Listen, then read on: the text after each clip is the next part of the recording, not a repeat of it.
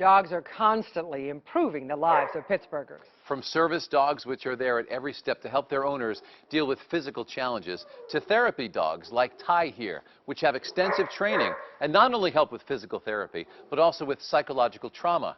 They are all amazing animals that do so much to better our lives. Laura Perlman is a hard-nosed defender who can also blast a shot from long distance. Following Laura's every move on the soccer field is Daisy, her nose in the air, her nostrils a long-distance radar. The Labradoodle sniffs out potential danger, alerting Laura's mom that the 8th grader with type 1 diabetes has low blood sugar levels. 72.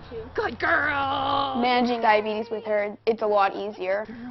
Laura cannot tell when her levels get too low or high, but Daisy lets her know immediately. I know she's always going to keep me safe and secure.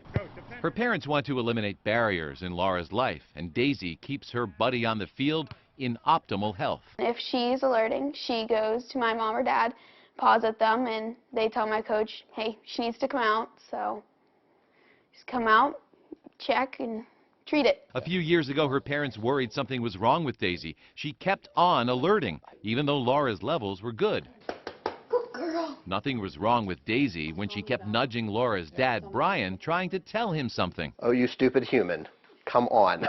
She detected his dangerous blood sugar levels, which led to Brian's diagnosis for type 2 diabetes. When she really gets excited, she actually gets on her hind legs and puts both paws on your chest. And that's when you kind of sit back and you know something is serious. Let's go check. Let's really let's stop putting it off and let's take care of it. Brian is now on medication to control his disease, adding to the legend of life-saving Daisy. I knew she could alert to other diabetics, but I never realized that she would be able to do double duty in the same house.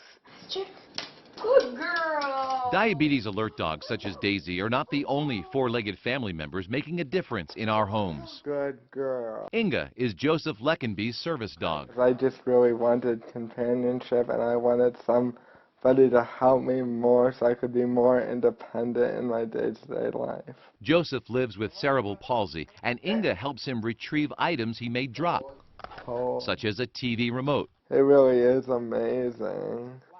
I never thought a dog could be that obedient. For Joseph, Inga's tasks are only part of the story. Sometimes I might accidentally knock something over, and sometimes I just want her to be by my side so I could pet her. That's very comforting to have something to do. Come on, Inga. Joseph and his family so grateful to the organization Canine Companions for Independence, which gives highly trained assistance dogs to people such as Joseph. The terms assistance dog and service dog are often used interchangeably.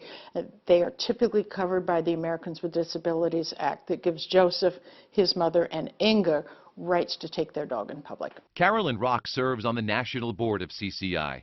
She's also raising puppies for the nonprofit based in Santa Rosa, California. The training is expensive and intensive at CCI, and only half the dogs make the grade to be certified companions.